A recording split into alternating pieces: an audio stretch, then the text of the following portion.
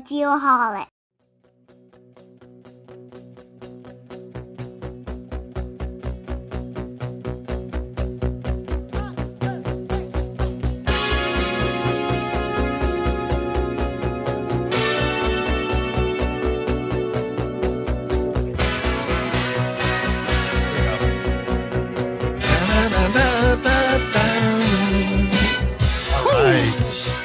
Let's go. I like this song. It really gets you going. It does, doesn't it? It's a good one. It is a good one. I'm so glad our guest this evening picked Genesis. First time. Yeah. First time. Is it first time? It's the first time ever. Well, I'm glad he picked this one and not the other one that takes like 30 minutes to lead up to. That's like every other Genesis song. Right. Yes, exactly. Welcome back, Geoholics, episode 274. 274. Yes. Moving right along. Just about to hit another landmark, 275. Sure. I'd consider that a landmark. Every 25, something like that. I don't know. Yeah. One step closer to 300, regardless.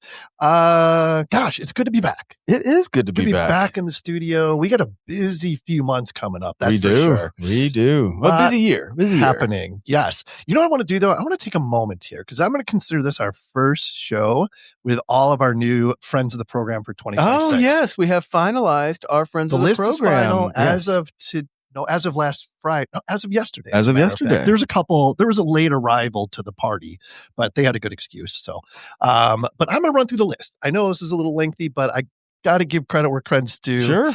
Right off the bat, Altair Central back with us. David Evans and Associates back with us. Emlid back. Diamondback Land Surveying back for another year. Esri, 12D Synergy, new for 2026. Yeah. We're going to hear a lot about 12D this year. Indeed. And we will be in Brisbane in July. We will. For the 12D Synergy Conference. That's correct. Super excited I think about it's a tech summit of some sort. So it's a summit. Yeah. All I know is we'll be there. Yeah. I think we might even be keynote speakers at that. I believe so. Oh, that's the rumor. My goodness. You got that all ready to go? We're working on it. Okay. It's behind the scenes. Trimble back, Hexagon back, Point Terra. That's a new one. For Yeah. 2026. Excited about that. Topodot, of course. Mm-hmm. Love Ted and the crew there. Mach 9. Yeah. New for 2026. Alex there, right? Alex and his crew. Yep, Yeah. That's good. Infold ROI. Yeah, that's a new one. New one. 4M Analytics. New for 2026. Yeah. Navis. Yeah. We talked to a lot of Navis, but now glad to have them on board. Yep. There's been a lot of courting with them the last few years. Has. And finally made it happen. Mm-hmm. Smart Drone back with us. Monson Engineering. Been from the beginning, right? Monson? Yeah. Oh, yeah. They're original 6 or whatever. Aerotech Mapping. Yeah. Excited to have them back. Safety Apparel. Love Matt and what he does for us every year. Carlson Software. Datamate. New. Yeah.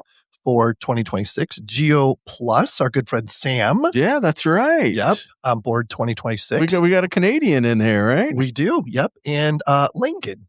Yeah, little known engineering shop. Yeah, we got a little connection there. Russ is smiling. He gets credit for that one. Yeah, he does. We appreciate Russ. Really excited to have them on board. It's going to be a great year. We're going to do some awesome things with all of our friends of the program. And 2026 is going to be great. Oh, it is. I'm excited already. A few things coming up. We've got Geo Week here in a few weeks. We do. We will be there. The Western Surveyors Conference in March in Las Vegas. Turns out that they wanted a little bit of Geoholics action. Did. So they met and they voted, and guess what?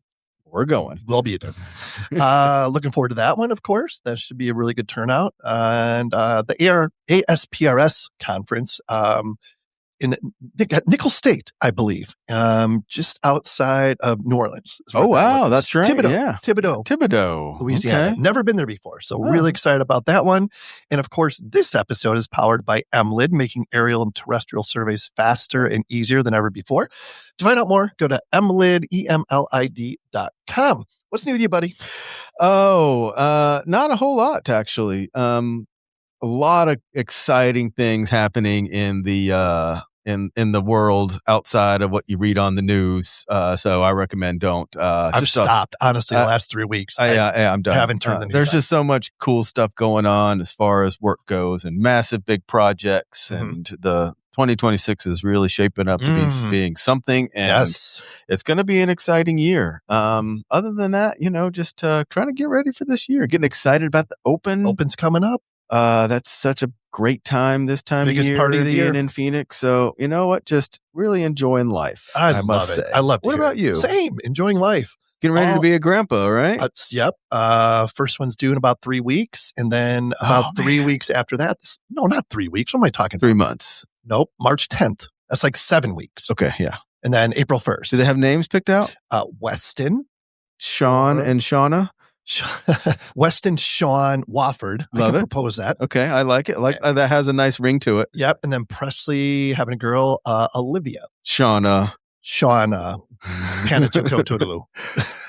I mean, it just rolls off the tongue. It just rolls off the tongue. I love it. So yeah, lots of cool stuff happening this year. Super excited. Just excited in general, man. I knew like right when the switched over to 2026 that it's going to be a good year. Mm-hmm. Yep. So looking forward to all the exciting things ahead of us. Our weekly updates are brought to you by Topodot, leading the way in point cloud feature extraction and data governance. To find out more, go to topodot.com. Yeah, check out the conference, the user conference. Yeah, Tuck is coming up as well. Yeah, they got some info on that. Here's some big things are happening there. Yeah, the registration's open, I believe. Yeah. Early bird pricing. Yeah, it's open right now. Yep. You want to hear about that opening song? I do, absolutely. Do you let the cat... Wait, no, hang on. We forgot one thing. Our good friend Russ is here. Oh my God. We didn't catch up with Russ. We gave him credit for the guest. We did. And the FOTP. And then ignored him. Russ, what's up with you, buddy? What's new in your world? Hey, guys. How have you been? I am now a grandfather, Papa. Yeah. Yeah. So, what is your grandfather name? It's Papa Russ. Papa Russ? Love Yes. it. Yes. Yeah. Papa I Russ. really like it. I have changed all my video game handles, everything to Papa Russ. My gosh. So that people know they're being beaten at a video game by a grandfather. I take much pride in that. That's awesome. Well, congratulations, buddy. We're happy for you. Thank you. And I just wanted to mention when you're going through the Friends of the program, it's funny. A lot of those are friends with a lot of them. And it's nice to see, whether we bonded over geospatial or alcohol, whatever reason. No, they're all great people in Friends of the program. Yeah, I'm excited about our lineup of it's an impressive list of Friends of the program this year. I mean, it is starting to be the who's who in the geospatial community. I think we've arrived. Well, they've arrived and they're just dragging us along, and we appreciate that. Finally figured it out. Yeah, right. That's awesome. All right, I appreciate that, Russ. Getting to our song of the week. I'll just jump here. Our song of the week's brought to you by Altera Central, your Trimble dealer for all Taking things control. survey, I like mapping, and even marine gear. Also, if your drone falls out of the sky and you need to replace one, call those guys as well. They've got some people that can help you out there. To find out more, alteracentral.com, or you can go to the geoholics.com, click on Marketplace, find that used gear from Altera Central, and it will get you there. Absolutely. That song, everybody knows them. Pretty famous group. Genesis. Song is Turn It On Again. Genesis is an English rock band formed in 1967. That was a long time ago. That's a good year, by the way. A lot of good things happened in 1967. Yeah, sure. They're formed at the Charterhouse School in Surrey, widely regarded as one of the most successful and influential groups in music history, with 100 to 150 million albums sold worldwide. That's pretty big spread there, but it is a big number. And known for their dramatic shift from progressive rock to mainstream pop, the band was inducted into the Rock and Roll Hall of Fame in 2010. And what's 50 million between friends? I mean, who knows? Back then, the data collection wasn't what it was now, so it could easily be. They're an interesting band. I mean, I've been a fan of Genesis, but I've never hopped on the Genesis bus completely. They're just, I don't know, a different kind of music. The old stuff is just, you got to be pretty freaking stoned to listen to it and appreciate it. Well, it was they formed in 67, but it was mostly late 70s and 80s when they really kind of took off. Kind of hit mainstream, I guess. Yeah, and wasn't Bill, was he Collins? The drummer and the singer? I believe so. Yeah, he's one of those rare drummer lead singer deals. Yep. Yeah. It doesn't happen a lot. Yeah. Weird deals. Right on. Our song of the week is brought to you by Altera Central. I already told him that. Wait, It's in red. I just thought I was supposed to read it. I'm just like, hold on a second. You're just like Ron Burgundy, right? You just see something and read it blindly. San Diego. I love it. San Diego. All right. Next up is our Leica Geosystems weekly pro tip. A little different spin here. I like this. Yes. All right. Go for for our it. weekly pro tip, use visual positioning to capture every moment you need in a single pass Or measurement. when using Leica GNSS systems like GS18 I with visual positioning technology. Make sure to capture comprehensive image groups as you walk the site. This enables you to pull any measurement you need later in the office without returning to the field. There's a big benefit there, and it saves time in reducing costly return visits. Find out more, go to Leica-geosystems.com. That's some good advice right there. It is. If that doesn't save you time and money, I don't know what will. I mean, really. Exactly. All right, let's get our guest in here. He's anxiously waiting. Super excited to have this gentleman on the show. Our guest this week is, of course, brought to you by David Evans and Associates. To find out more about the DEA difference, visit DEAINC.com. And I can tell you the DEA difference is more real than ever right now. I spent 3 days last week in the Survey and Geomatics Leadership Conference, or Summit, I should say, right here in Phoenix, Arizona. Okay. And it was amazing 3 days. Tons of incredible takeaways. Love the direction the Survey and Geomatics group is going, and excited about the DEA difference. Oh, nice. Yeah. To find out more, as I said, DEAINC.com. All right. Hiring, FYI. Let's get our guest in here. Our guest is Gordo Perry. He goes by Gordo. Gordon is his first name, goes by Gordo. Gordo Perry. He's from little town called Detroit, Michigan. Born and raised. Oh, nice. He attended Lansing Community College in Lansing, Michigan. Good Midwestern guy. Love the Midwest guys. Job is geospatial system development specialist. His hobbies and passions include LiDAR applications in general. We're going to talk a lot about that tonight. Surveying and mapping, developing sub-consultant relationships. Outside of work, loves his wife, sailing, and their Labrador retrievers. Oh, nice. Gordo, welcome to the Geoholics. Thanks so much for being here. Oh, it's a great pleasure to be here, guys. I really appreciate the invite, Russ. Yeah, Russ. Way to go, Russ. We appreciate Russ for making this connection. Every once in a while, Russ brings a quality guest. You know, he does follow. He does add value every once in a while. Yes. We couldn't do it without him. Let's just put it that way. I am very excited for Gordo to be here because he is one of the foremost experts on all things rail and geospatial that I've ever met. That's awesome. Russ, how do you know Gordo? I had to win him over through work.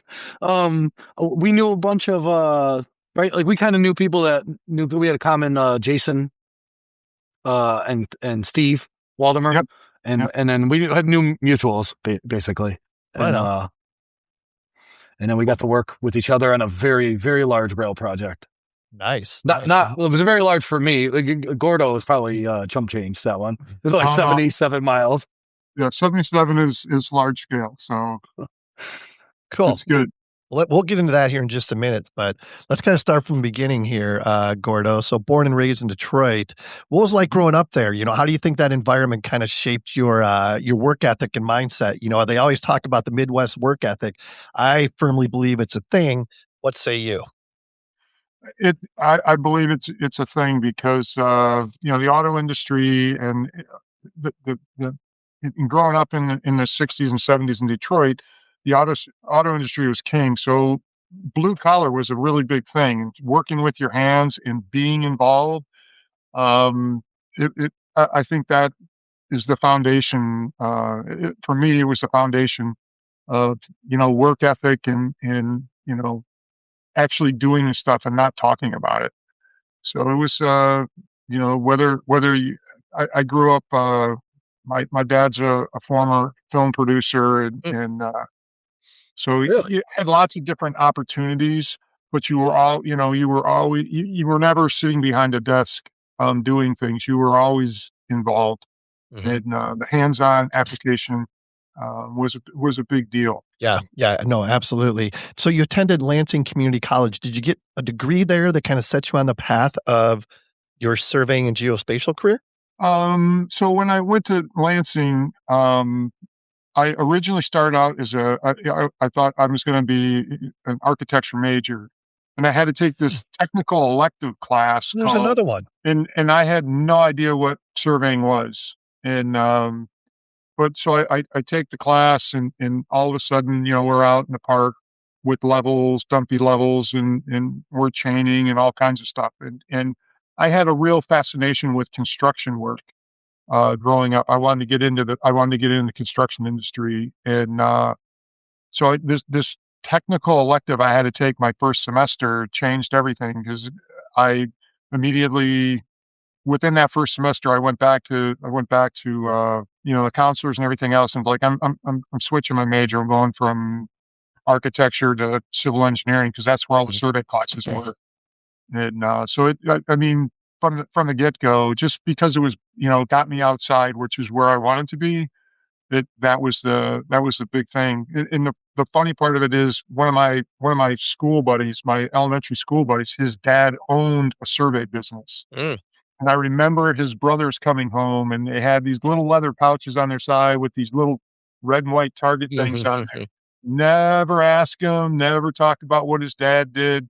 I didn't know anything about surveying until I took that first class. And but Nice. that changed the course. Yeah, that's awesome. It's interesting how Gordo and I took very similar paths to becoming the influential land surveyors that we are. Yeah, but at some point he diverted into an expert, respected person in his field. And I just became a podcaster. Yeah, and then you just became a podcaster. Oh, it's interesting how that things work out, isn't it? It really is. It absolutely is.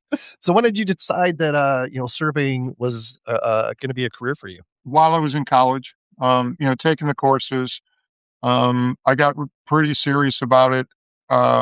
Just kept taking the courses and taking the math stuff. And I wanted to do a survey job. And in the early '80s, when I was there, surveying was a seasonal thing at best in the state of Michigan. So, like, many other Michiganders and Midwest folks, I headed down to Texas right after I graduated. It was exploding, and I literally answered an ad, a listing, a job listing in a paper, and I've never turned back from it. Nice. So right now, Russ mentioned it earlier, you guys connected over a rail project, and I know that's kind of your forte now, but what did your career look like up until you started, really getting entrenched in doing rail surveys? I initially, when I started, obviously worked on a field crew, worked my way up from rodman to party chief and that, but most of the work in Dallas started out as land development work. Doing the big boundary surveys, the topo surveys, and then developers come in, and you start laying out subdivision, construction layout. Residential land development was the path for the better part of 8, maybe 10 years, and then got into the highway side and started chasing the DOT evergreen contracts, and doing route surveys, and then parcel plats, legal descriptions for acquisition. In and around Dallas in its development, in the development, we got involved with doing big route surveys for sanitary sewer systems. And you had to go and acquire the land, the same kind of land acquisition thing. And so we transitioned out of the firm that I was with. We transitioned out of the development stuff, and got mostly into the public sector stuff with acquiring easements and right of ways and those types of things. So how did you, what was your first rail related project? And, at what point did you decide that, this is really interesting? In the early 2000s, the firm that I'm currently with, it's a big A&E firm, and we had a lot of highway work, and then all of a sudden that just kind of, slowed down a bit. And we had an office manager that was really good at wheeling and dealing with other offices within the organization. In 2004-ish, there was a big rail project with CSX between Jacksonville and Chicago, where they wanted to increase the capacity along their main line between Chicago and Jacksonville. And the only way to do that is to put in these things called passing sidings. So it's a siding that is a minimum of 3 miles in length or 6 miles in length. And trains pull over, slow trains pull over and others pass, or oncoming trains, you pull over so an oncoming train can pass or whatever. And our firm got involved, and we did 45 of the 90 passings between Chicago and Jacksonville. But it was fascinating work. It was a little rough at the beginning because rail engineers really don't want highway guys working on their stuff because of the environment. Funny. And I think the only thing that really saved me from that was the track designers that I was working with. They had done a lot of their own surveying, and so everything was done conventionally. And I kept looking around. I kept looking up in the air, and because they were explaining to me how I was going to set traverses and all the other stuff, and I kept looking around, and they kept looking at me, and they're going, every time we look at you, you're staring off into space, and getting this. And I said, well, it was a contentious few hours, but I said, look, man, you want me to traverse, and I'm not even going to call it ballast. I'm just going to call it. You want me to start setting points in gravel, and how secure are those? How stable are those going to be? I want to do this with GPS because you got wide open sky.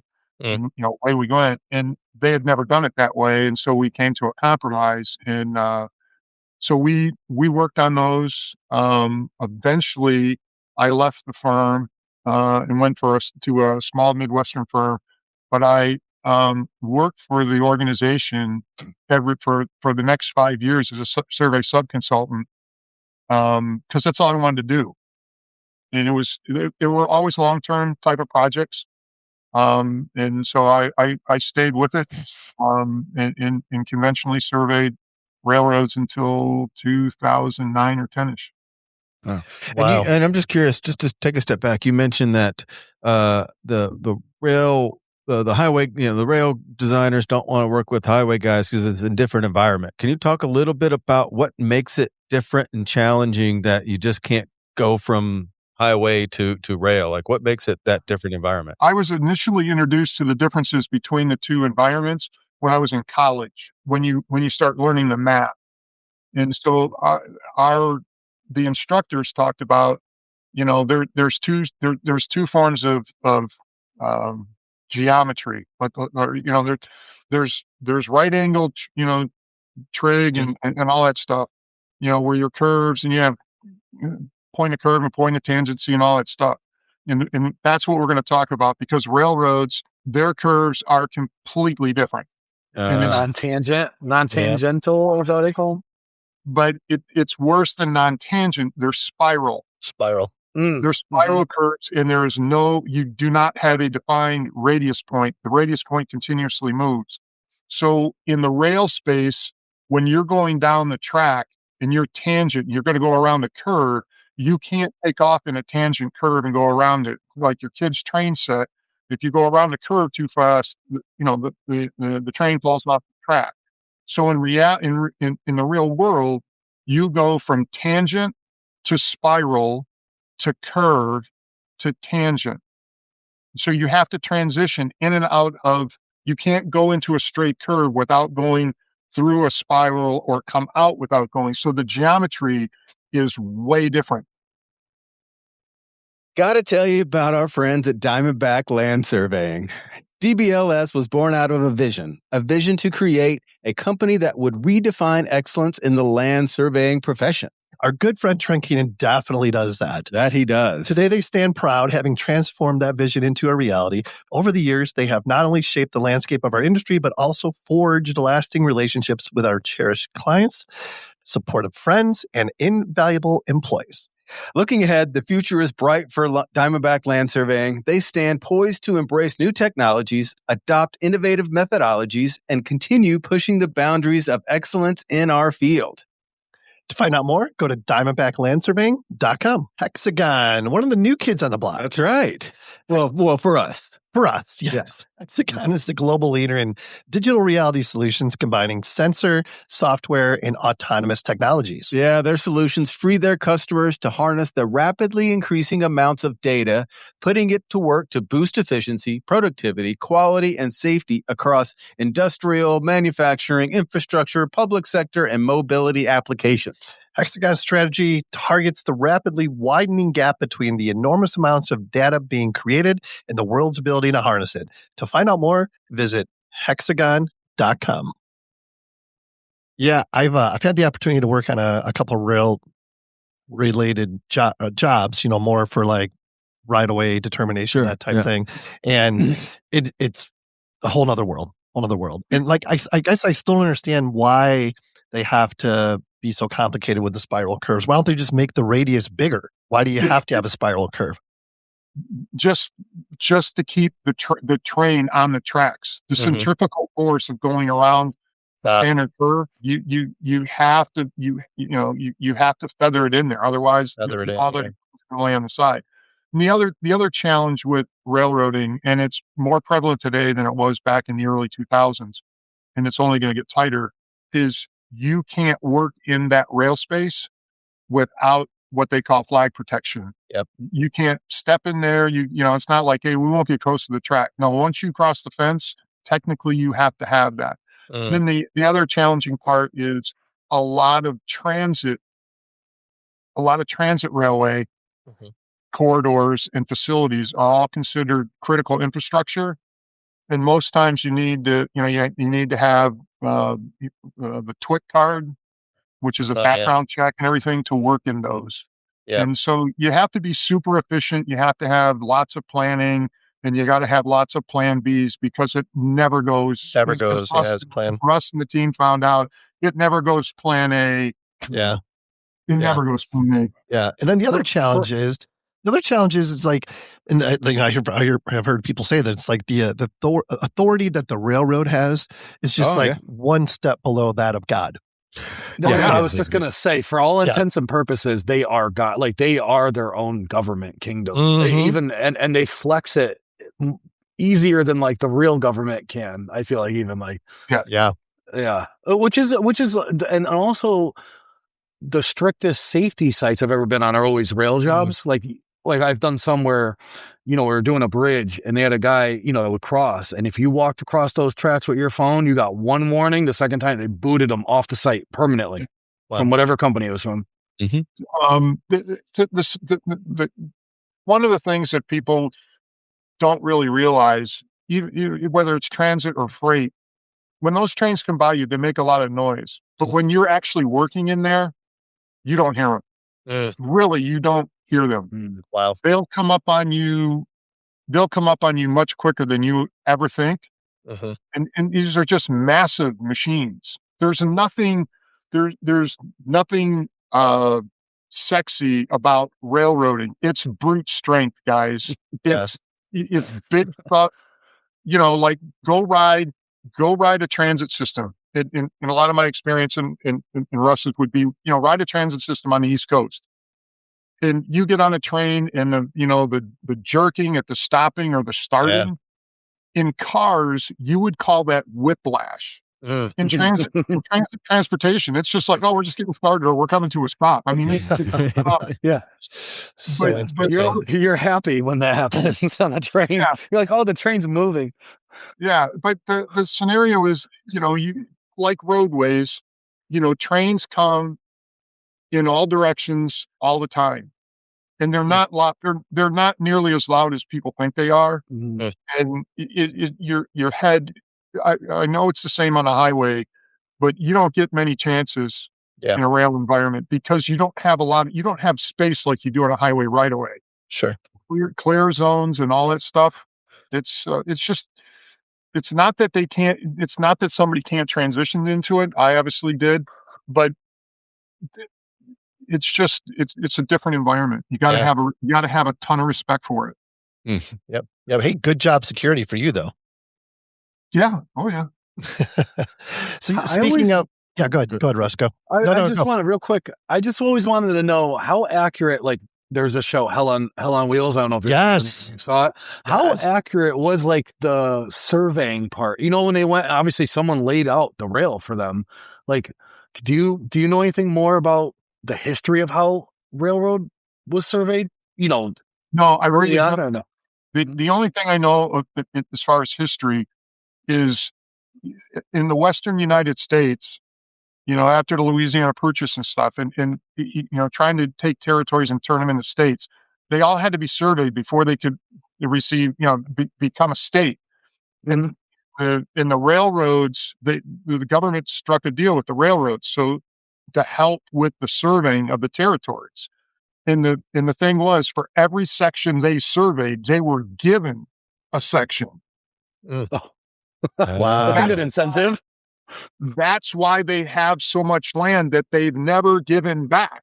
Wow. That is crazy. I did not know that. Yeah, I didn't either. Yeah. Wow. No, that's cool. I was hoping some little knowledge like that. Yeah, the whole geometry thing. No, I don't know how they were able to make that so accurate, but I do know that the railroad companies were huge in surveying land for the government to define states. And they couldn't pay them, so they did a land swap. Every section they surveyed, they got a section. Wow. But according to that show, the two ends, and they met in the middle in the golden spike. So they weren't off somehow. It connected. So it must have been pretty dead on. Well, thank you, surveyors. Yeah, every once in a while you need a little pat on the back. Yeah. Well, let's talk about at least a couple really cool projects you've worked on, Gordo. One that you mentioned in your bio was the Penn Station underground surveying that you did. Talk about that experience just a little bit, and kind of what challenges and what you were doing there. Sure. So New York Penn Station is the busiest rail station in the United States. So there's just a ton of traffic that comes in between Amtrak itself and then all the transit agencies, Long Island Railroad, Metro North, New Jersey Transit, all that stuff. It's a huge place. And for years, bits and pieces of the station of the station had been surveyed. So and I did not know this, I learned this really quickly. So New York Penn Station, of course, it's all underground, but above it is Madison Square Garden. Okay, so there's this big facility that I've only, prior, because I didn't travel a whole lot until I started working in the Northeast Corridor. But when I came out of Penn Station, I looked up and it's like, oh, I've seen this building hundreds of times on television for basketball games or hockey games or whatever. Yeah. But the track level of Penn Station is 3 stories below the street surface. Wow. And there are several what they call storage yards there. There are 11 platforms there, and you've got it's and then they exit by going north to the Hudson River portal, and then they go south to the East River portal. There's about 35 miles of track inside Penn Station. 35 miles? Unbelievable. With all the yard tracks and all the special track work, what they call ladders to divert the trains to all of the platforms and that, but all the yard tracks, all that stuff. Yeah, there's a ton of track miles in there. So they had tried several attempts at conventionally surveying all this facility underground, and they did pieces and parts, and they tried stitching it together, and it never came together. And then they tried, Amtrak themselves tried a mobile application, but the problem, the systems that they were using didn't have the ability to, they weren't properly, they didn't have, good IMUs and other sensors. So as you go through Penn Station, you never get a direct shot from, hey, I'm coming in from Jersey and I'm gonna come out in Queens. You're gonna get stopped somewhere along the way because of just how the station works. Huh. And when you stop and you don't have all the right remote sensing equipment, your data just you got nothing really. So Wow. we had there are a lot of retired Amtrak guys that work at where I am, and they were pushing this because we had great success outside with things. And I actually when I heard about the project, I actually went and worked on an inspection crew so that I could recon the station. And I went down and I took probably 900 photos so we could see how this all worked and all the different pieces. And then we have our LiDAR partner, our sub consultant. They started running. We had to work directly with Regal to figure out how long we could work underground without a GPS fix. Wow. And so we worked in tandem with them to figure out, hey, we can work. If you start with a good GPS fix before at street level, we could go about 60 minutes before we needed another GPS fix. The IMU and the No DMI kidding. would carry you for about 60 minutes. So Crazy. we went through and you start looking at where are we going to come into the station and how are we going to traverse it and we broke the station up into segments, and we literally built timetables to figure out how much track we could do. Here's the speed we're going to go, and how we're going to make these movements through there. And we came up with a system that said we came in on what's called the Empire Line, which is a little it's northwest of the portal is northwest of the station. And we figured out it would take us 7.5 minutes to drive in on the Empire Line. We could scan 45 minutes, and then we needed 7.5 minutes to get out so we could work for 60 minutes. Wow. But we had to figure out the combinations of how you maneuver around these areas and build this stuff in blocks so that we would only work for an hour, and then we'd go and get a 15-minute fix, and then we'd come back in. And then we had to we brought in all the survey control, and then we targeted the whole station, obviously.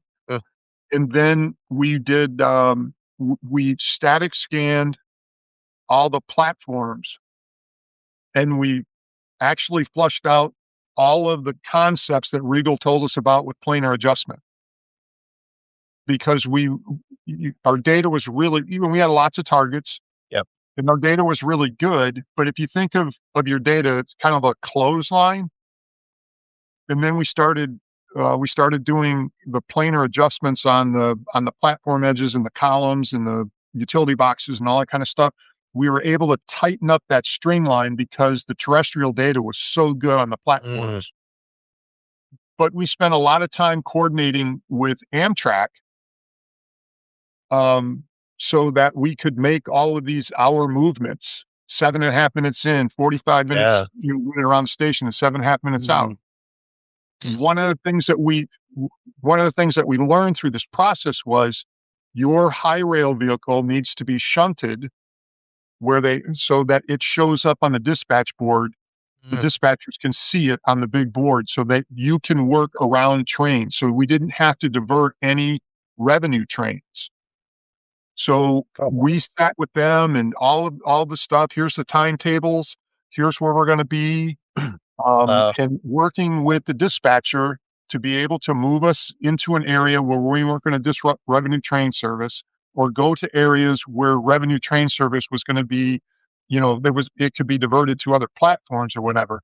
But it was all communicated and orchestrated with them. But we had to come up with we had to meet their standards to make that happen. So the logistical planning was ridiculous. Like you said, it was orchestrated. It had to be like clockwork in order for this to be a successful mission. Right. Because one of the things, actually, so we put this together and we looked at, our plan called for 4 nights of 4 hours a night.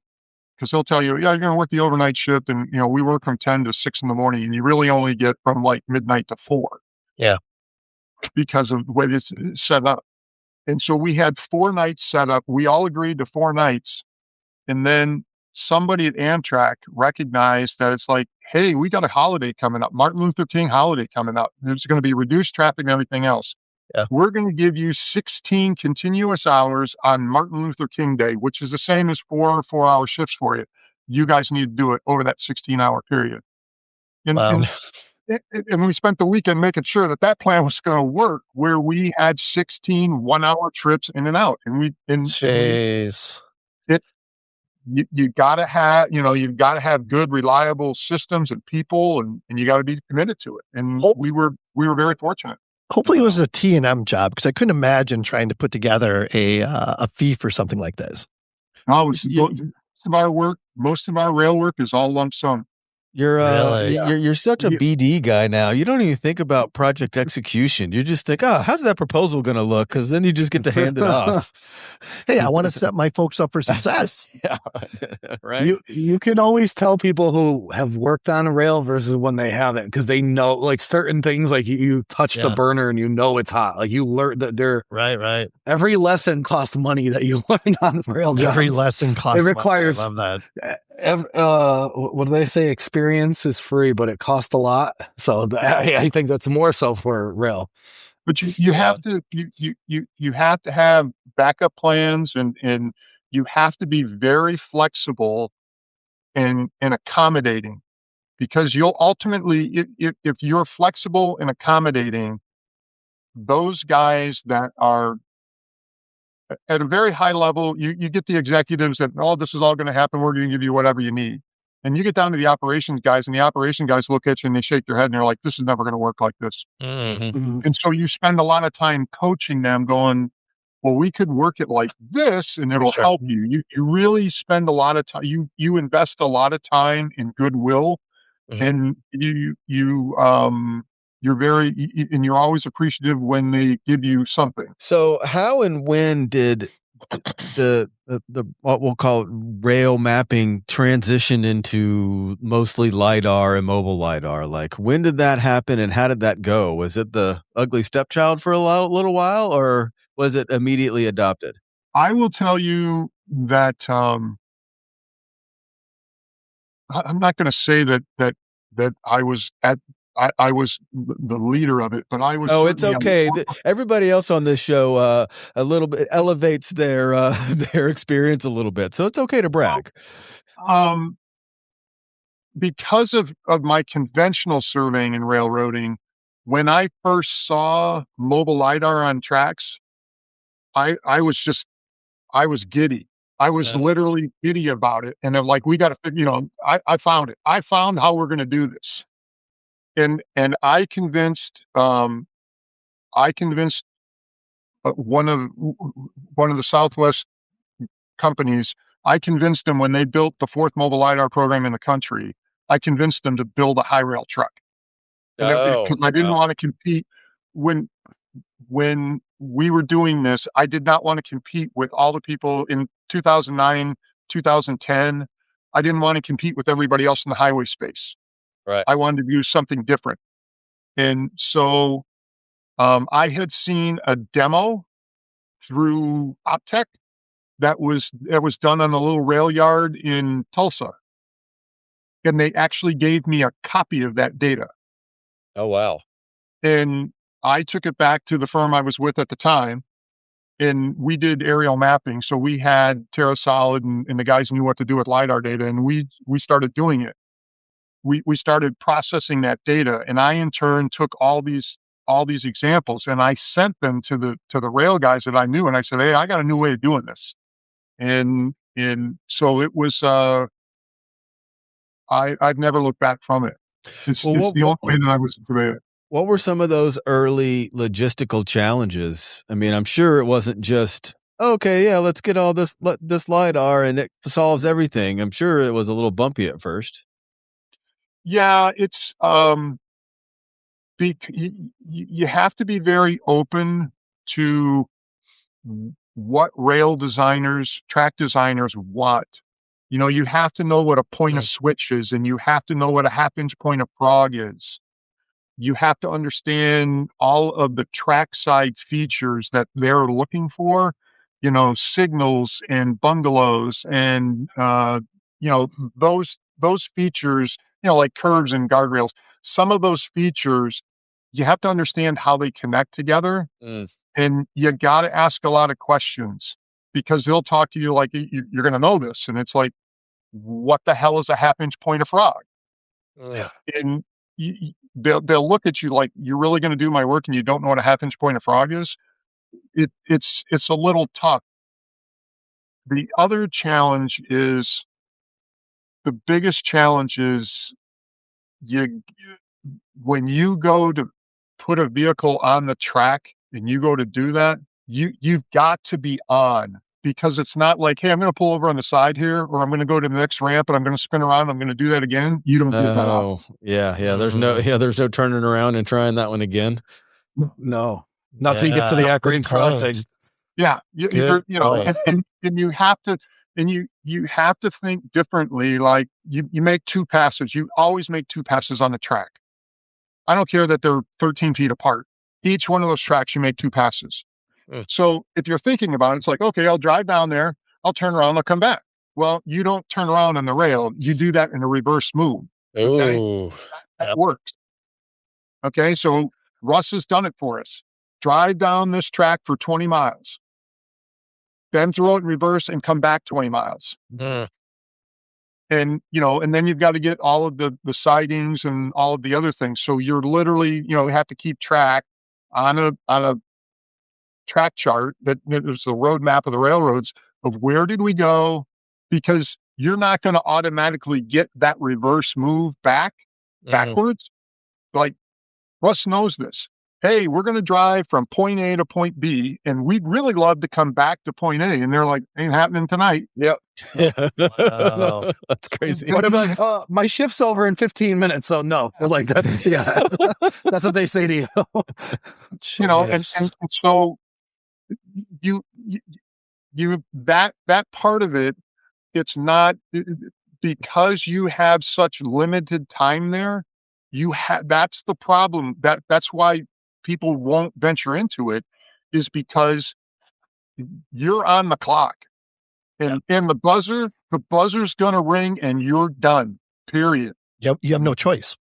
Right.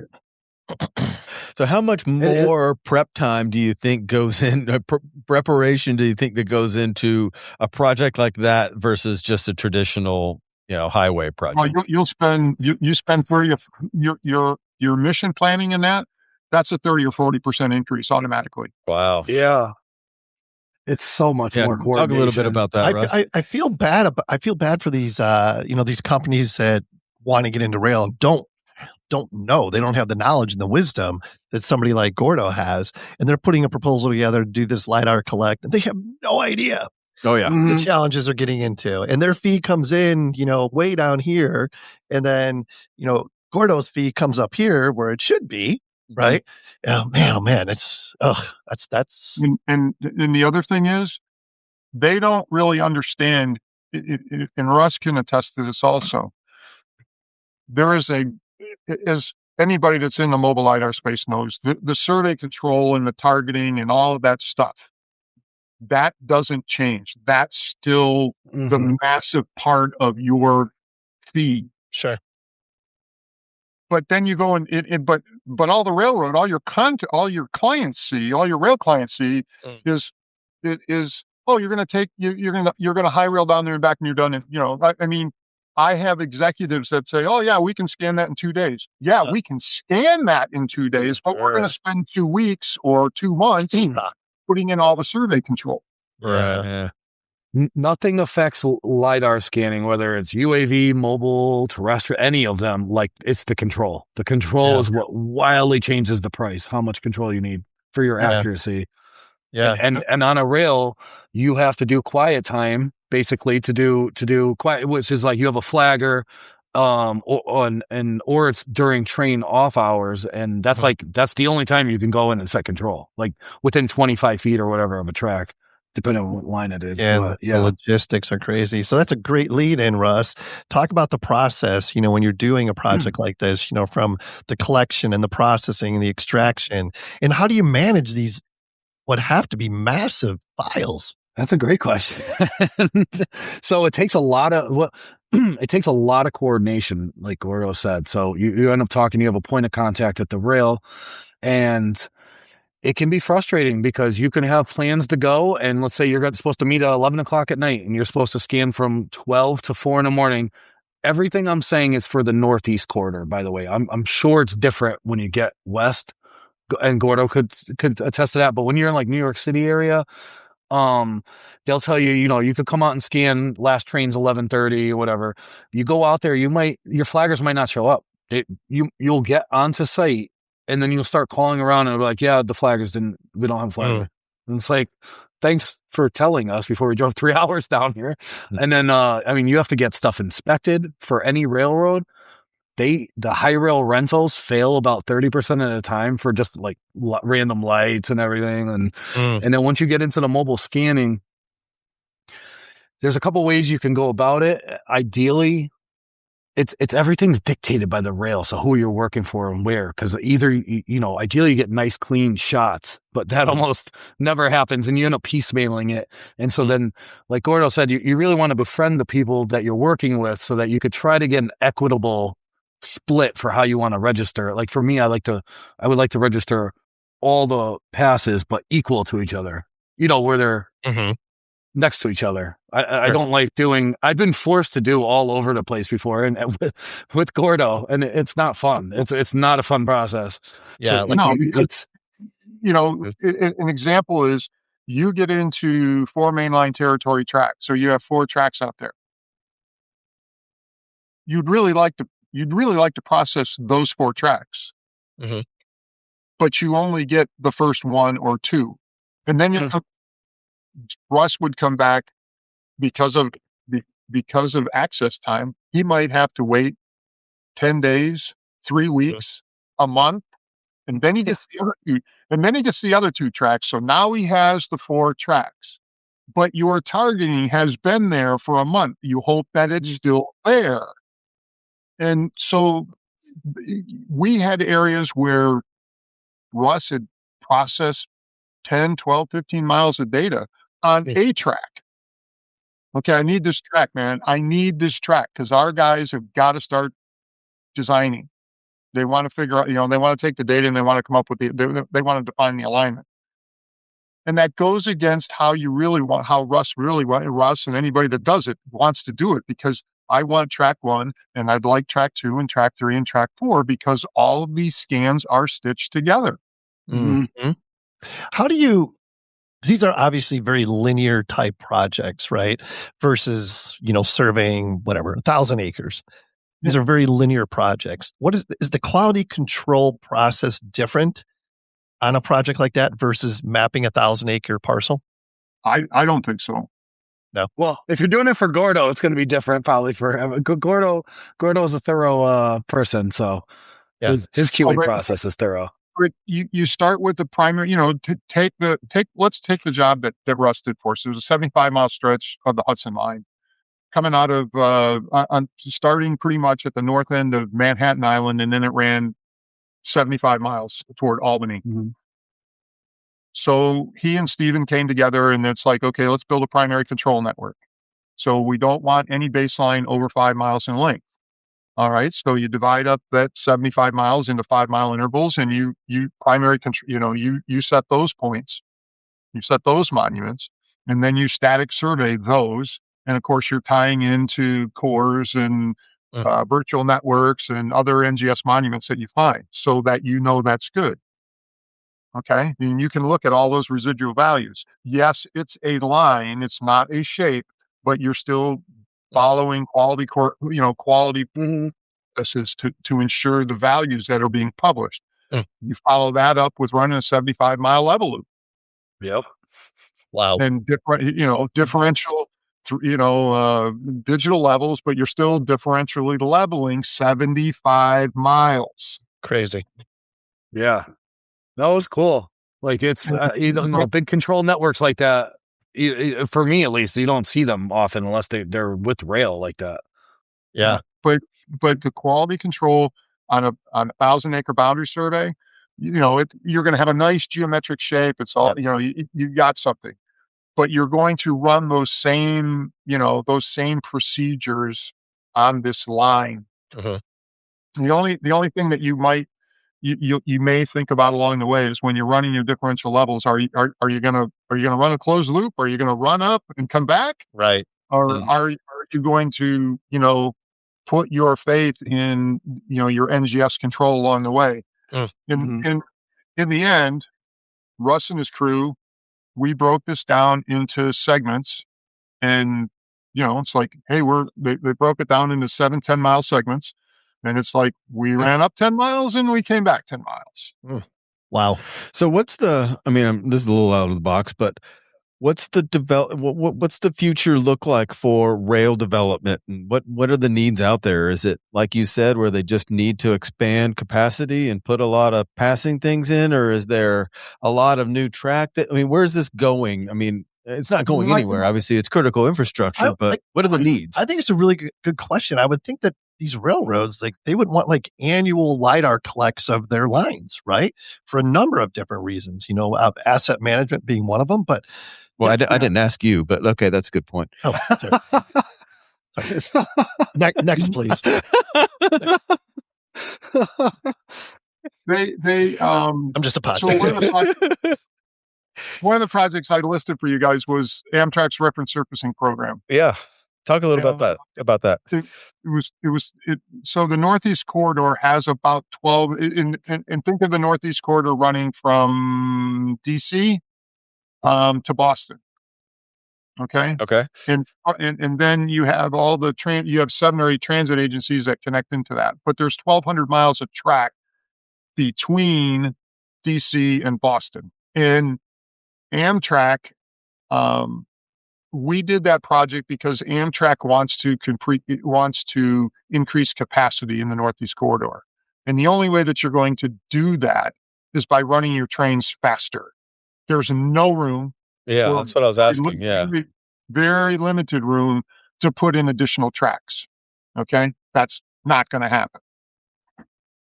So in order to run trains faster, you have to have better track geometry.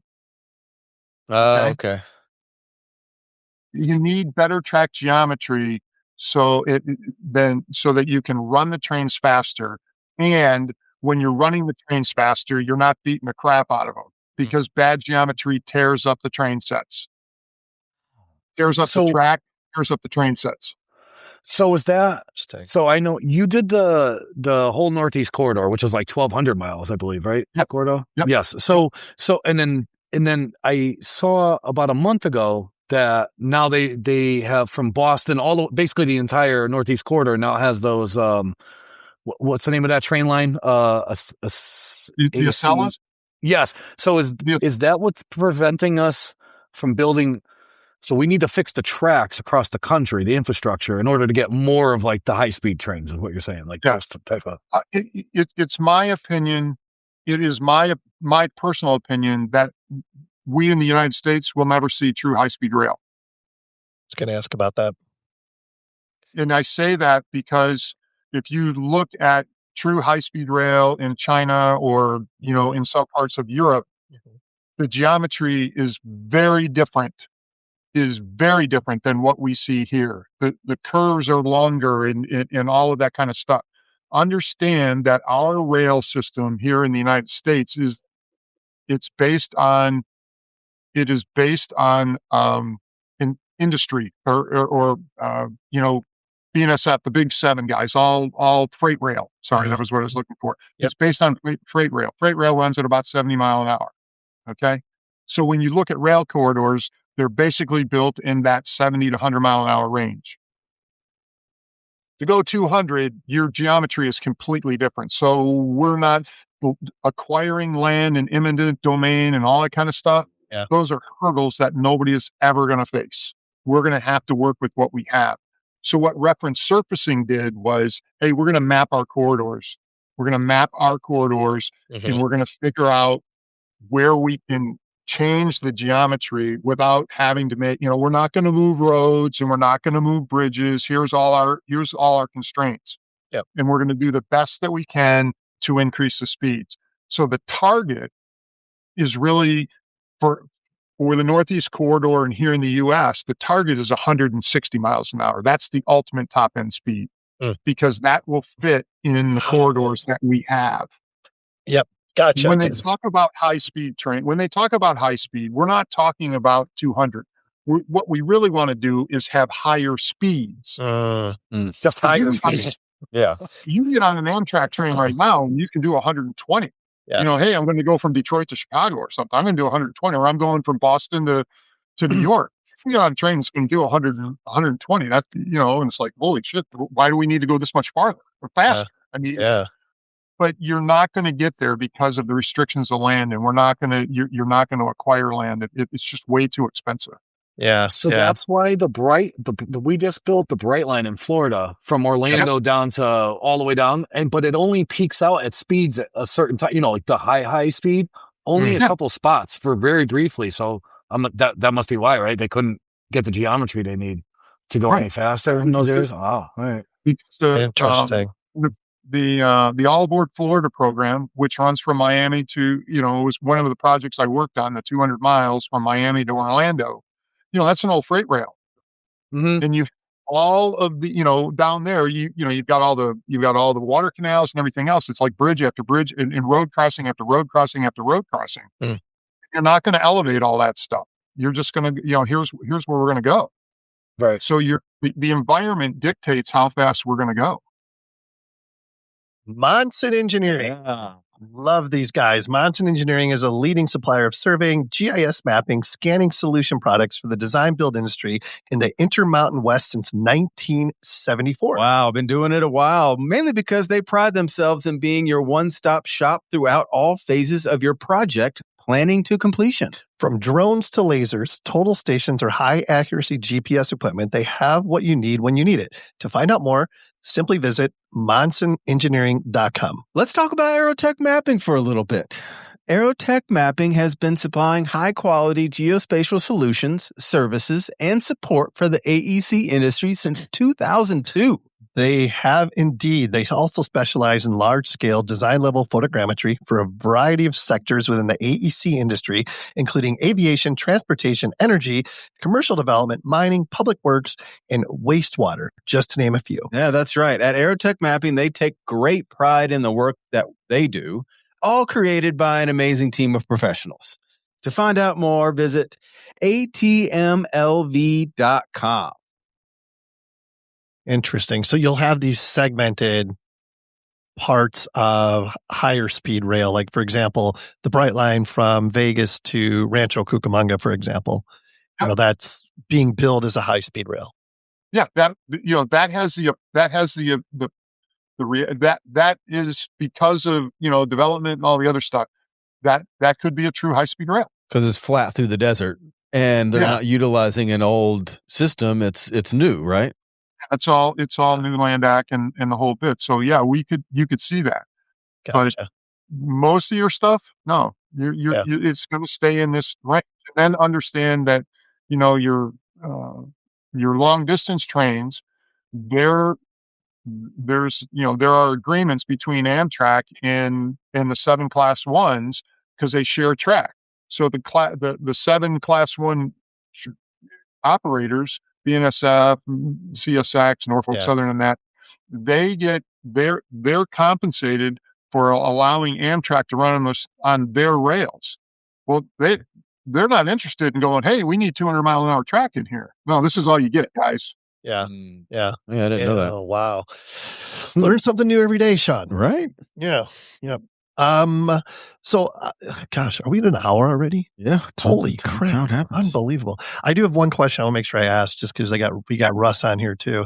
In your bio, you mentioned that you're passionate about developing relationships with subcontractors, subconsultants, and your position, with your company allows you to subcontract out a lot of survey and LiDAR collection work. And since you do a lot of that, what makes a good partner? When you're considering subcontracting that work out. We can have Russ drop off. Yeah. We can drop Russ off, to be honest. Or use Russ as an example of what not to do. Present company withstanding. Russ and his partner Andy, they fit the bill. So the A&E firm that I work for, when we're kind of at an advantage because they actually, it's like, hey, Gord, we're giving this to, here's this survey thing and you take care of that for us. Mm-hmm. Where traditionally they would, they spin the wheel, throw a dart, whatever, and we're going to use this firm or that firm or what have you. And it's like, no, you have to build relationships so that you get the same, you build something with folks so that, there's next time. These aren't one-offs. Uh-huh. And the biggest thing for me personally in building those relationships is I'm the liaison between the design team and the surveyor. So I can translate all of that engineering design gobbledygook and put it in layman's terms for people like Russ. Yeah. Because I see the bigger, when I worked directly in the survey business, you got blinders on and hey, here's the definition of surveying. And that works to a point, but when you're looking at bigger projects, these bigger transportation projects, you need to understand that it's a piece of it. And having a surveyor making the request to subconsultants, I know what it is that I want, and I'm hopeful that they're receptive to altering their program to fit our needs. And it works a lot of the time, and there are times where it's like, no, man, you just tell us what you want, and we're going to drop it off on the doorstep like a quart of milk, and that doesn't work. We are very interactive. The way that we acquire subconsultant services and interview subconsultant services, we want them to be open to what we're the way that we want it. Like we have our own specs for accuracy in that. And some subconsultants like Russ and Andy, they're like, great, now we know what you want. Yep. And they're more than happy to do that. And they're more than happy to interject back to us and we can alter the program, but it's just an interesting process because a surveyor from an A&E firm is asking for the services and not just some engineer that's trying to tell you how surveying is going to happen. Right. And if you're open to that, if you're open to communication and conversation, it makes that relationship grow. And it's easy to turn around and say, we're going to do it again. Well, I mean, besides successfully dumbing it down enough for somebody like Russ to understand, it does sound like no small feat. Yeah, right. But it does sound like what you said earlier about being flexible and being able to adapt because, somebody like Russ has probably done it this way 1,000 times with 1,000 other clients, and they want to dictate, okay, this is what our deliverable looks like. Here's what you're going to get instead of, okay, let's just start from the beginning, how we do it. And every step along the way, they're willing to adjust to meet what your guys' needs are because it's completely different. I mean, your specs are completely different and everything's a different way to think about it. So, yeah. But that's what it sounds exciting to me. Yeah. I mean, it's clarifying and confirming expectations, right? And it's like there's no reason to reinvent the wheel every time. I mean, this is the recipe for success. Follow it. Right. But I guess the sentiment to all go back to how you said of people not getting into this kind of thing, I think that's because they go into it thinking they already know how to survey and they know what they need to do. and it's the other way around. It's like, no, that we're a blank slate. You tell us and we'll adapt for you instead of the other way around. Yep. Don't be rigid. Right. What do you have to say about that, Russ? Other than, the little shot I had at you. And your cat's tail. I agree. And my cat, no, on me. Mabel. I thought I had the door closed. Sorry. No, I agree. And one thing, I work for other surveyors often, and I love working for knowledgeable clients, because then you can have, I don't want to say full transparency, but you can be more open about this, like what you're encountering. And they understand, obviously, and they can empathize and they can help you a lot of ways. Like when we ran into problems, Gordo was able to help because he understood what we were trying to do. And, like if plan A didn't work, bounce plan B, we would collaborate together. Like, hey, let's come up with this. Let's pivot to this, and you end up getting a partner more so than just someone you're working for. And that leads to really good, you end up trusting each other more than you would if it's just a jabroni that you're doing, like you said, dropped off the job or whatever. Right. Yeah. So that's pretty much it. Yeah. I think you hit the nail on the head there with that. And that's been my experience as well. I think to sum it up, Sean, is you may, folks have been doing something for a long time. Surveyors have been doing something for a long time.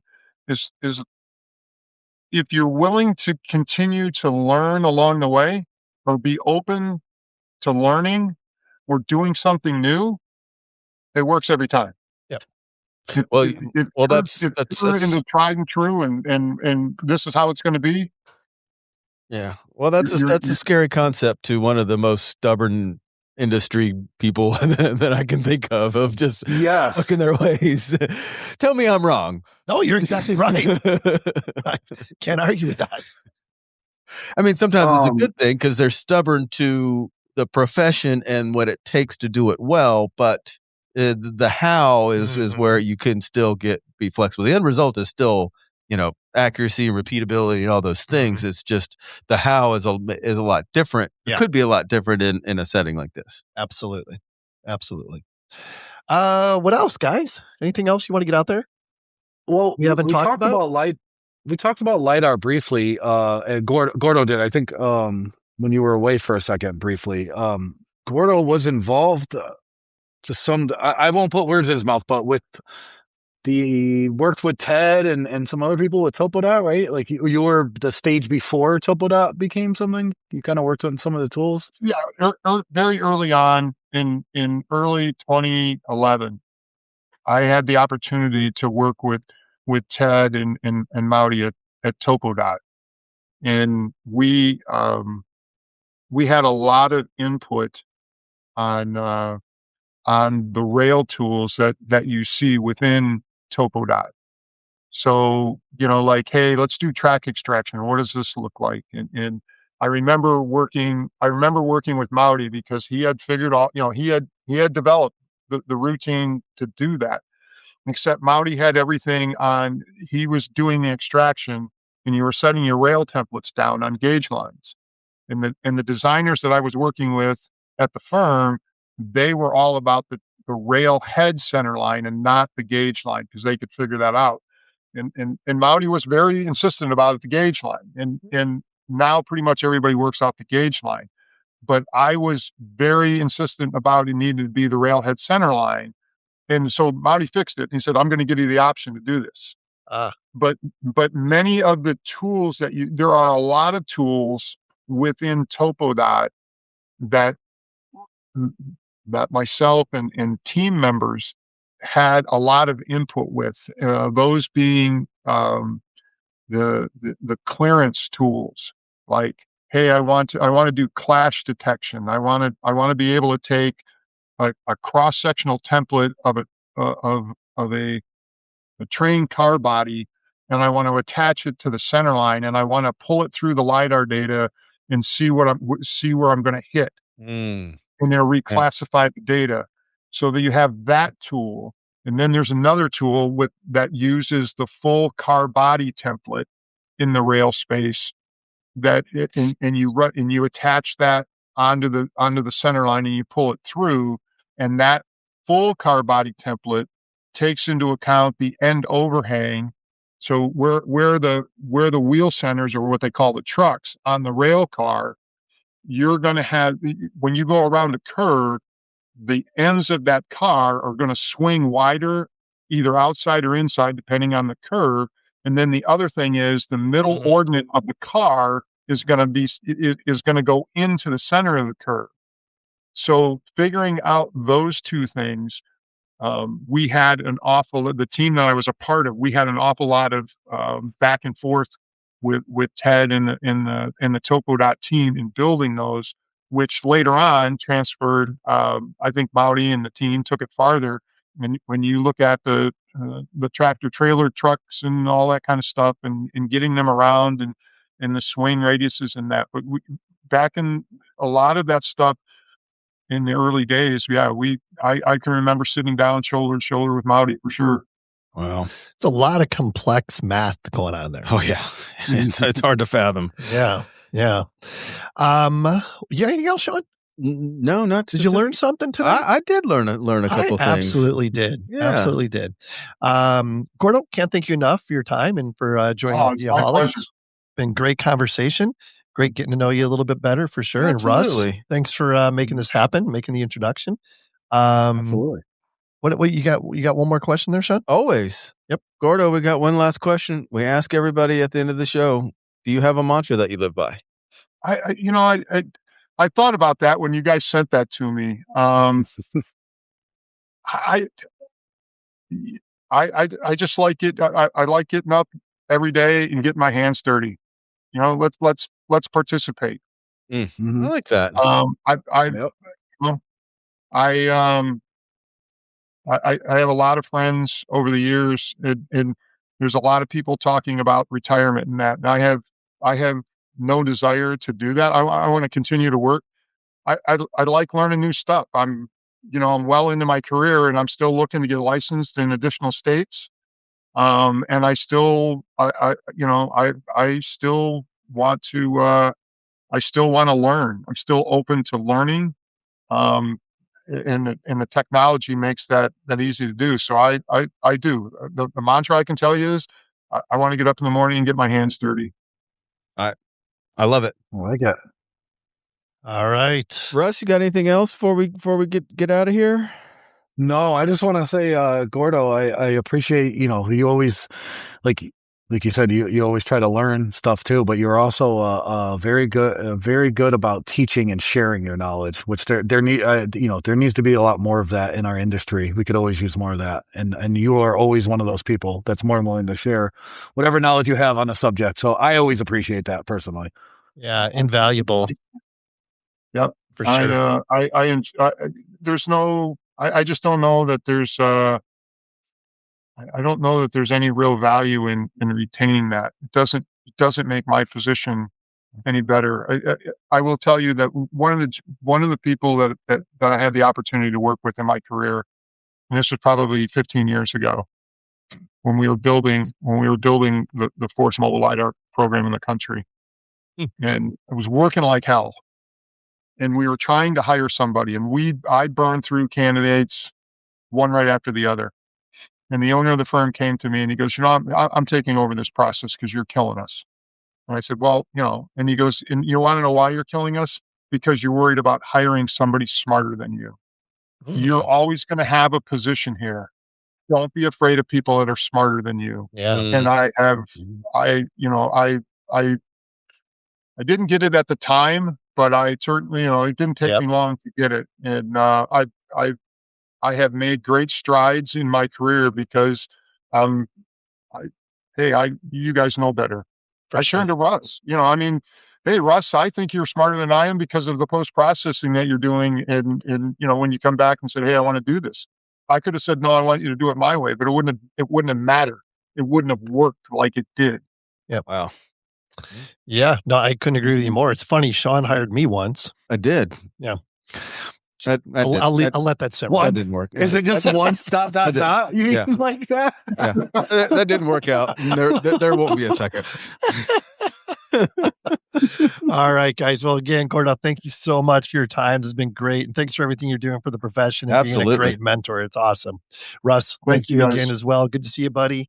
And what do you say? You want to get out of here? Let's take us out. All right, let's do that. Add value, make friends. I do have one little thing. All right.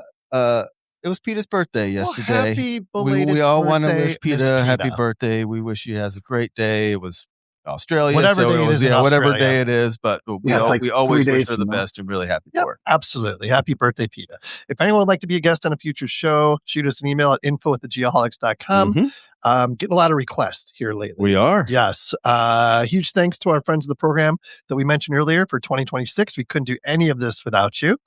Genesis, Turn It On Again, available everywhere. Until next time, everyone, a few takeaways. Every lesson costs money. I love that one. Yeah. Be flexible and accommodating. Another great tidbit of advice. Be open to learning. And lastly, get up and get your hands dirty. Love it. Most importantly, as always, be safe and healthy.